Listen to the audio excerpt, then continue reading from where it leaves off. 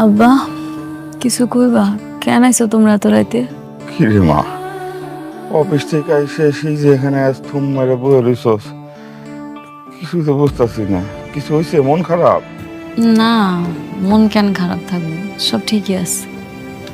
ওমা, অনেকের বিষয়ে কিছু ভাবছোস? কি করবি? জানি না, ওর কথা ভাবতে গেলে আমার সন্তানের কথা মনে পড়ে। ওই আমার যে কষ্টটা দিছে এটা আমি বলতে পারতাছি না আম্মা। মারে, ও মা, অনেকই তো কষ্ট পাইতাছে।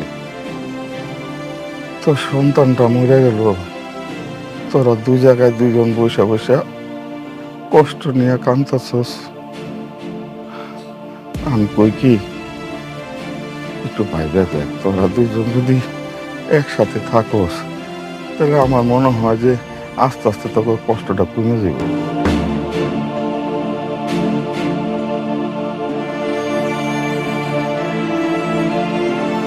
ওমা, চল ঘরে চল, রাত হয়েছে, খাওয়া দাওয়া করে ঘুমাবি। চল। যাও আম্মা, তোমরা যাও, আমি আইতাছি। যাও আব্বা।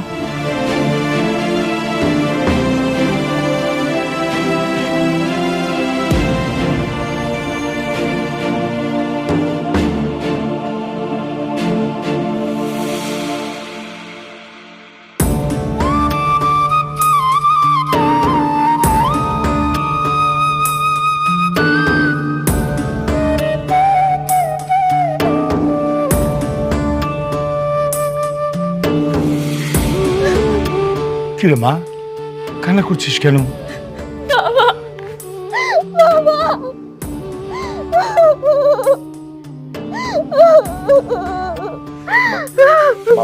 মামা শান্ত শান্ত, একটু শান্ত শান্ত। কি হচ্ছে মা? কেন কান্না করছিস বল? কেউ কিছু বলেছে? বল আমাকে। বাবা, আমি যে মা হতে পারবো না, এতে কি আমার কোনো দোষ আছে তুমি বলো? না, এতে তো তোর কোনো দোষ নাই। কেন রে মা, তোকে কেউ কিছু বলেছে? বল আমাকে। আমি মা হতে চাই বাবা। আমি ডাক্তারের সঙ্গে অপারেশনের ব্যাপারে কথা বলতে চাই। অসম্ভব মা, অসম্ভব। এই অপারেশনে অনেক রিস্ক আছে, এটা আমি তোকে কখনোই নিতে দেব না। বাবা, এছাড়া আর কোনো উপায় নেই। আমি অনেকের কাছে যেতে চাই। একটা সন্তান না হলে আমি অনেকের কাছে কিভাবে যাব বলো? এই অপারেশনটা যদি সাকসেসফুল হয় তাহলে তো আমি অনেকের কাছে যেতে পারবো। মারি, তুই কেন বুঝতে পারতাছিস না? এই অপারেশনে 50-50 চান্স। তুই তুই আমার একমাত্র মেয়ে। আমি তোকে ছাড়া বাঁচবো না রে মা। তোর তোর সন্তানের দরকার নাই, বাবা আছে না। তুই সারা জীবন বাবার কাছে থাকবি, সারা জীবন তুই থাকবি মা। তারপরে তুই প্লিজ অপারেশন করার কথা বলিস না, প্লিজ মা। বাবা প্লিজ, আমি অনেককে চাই। আমি অনেককে ছাড়া থাকতে পারবো না বাবা। একটা চান্স নিতে দাও, দেখি কি হয়। বাবা, বাবা, বাবা, তুমি তো ছোটবেলা থেকে আমি যা চেয়েছি সব কিছু দিয়েছো বলো। কোনোদিন বারণ করোনি, আমার সব আবদার রেখেছো। কোনোদিনও কিছু চেয়েছি তুমি দাওনি, এরকমটা কখনোই হয়নি। তাহলে আজকে এই একটা জিনিস চাচ্ছি, লাস্ট চাও তোমার কাছে বাবা। প্লিজ বাবা, আমাকে অপারেশনটা করতে দাও। ঠিক আছে, আমি সাব্বিরকে বলে দিচ্ছি তোকে ডাক্তারের কাছে নিয়ে যাবে। আমি জানি না কি হবে, কিন্তু আমি আমার মেয়েকে হারতে চাই না বাবা। তোকে আমি বড্ড ভালোবাসি বাবা, বড্ড ভালোবাসি।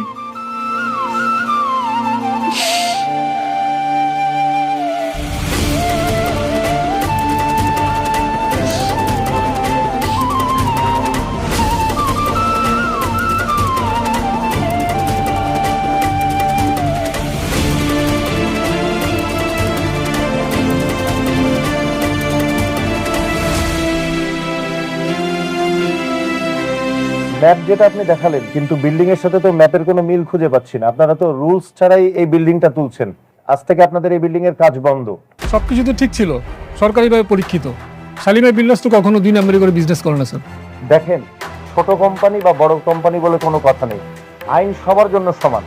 আপনারা যদি এভাবে বেআইনিভাবে কাজ করেন, আজ থেকে এই প্রজেক্টের কাজ বন্ধ, যতক্ষণ না পর্যন্ত আপনারা নিয়ম মেনটেন না করবেন।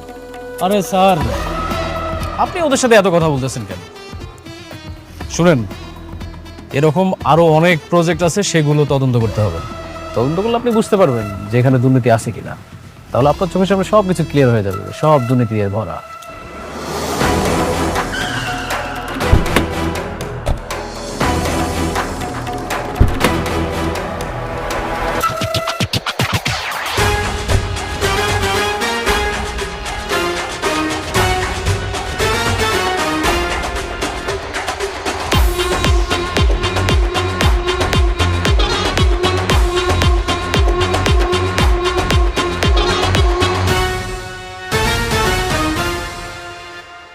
কি হয়েছে এখানে?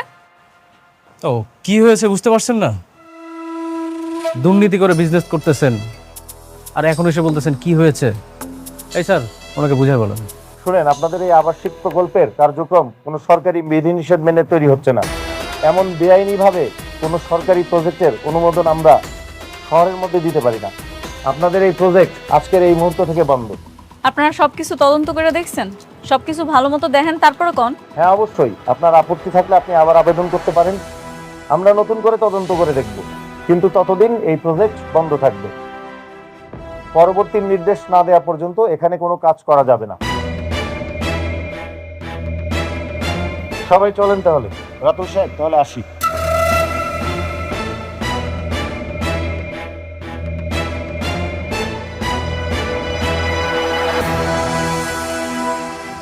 খেলা কিন্তু আবার জমে গেছে।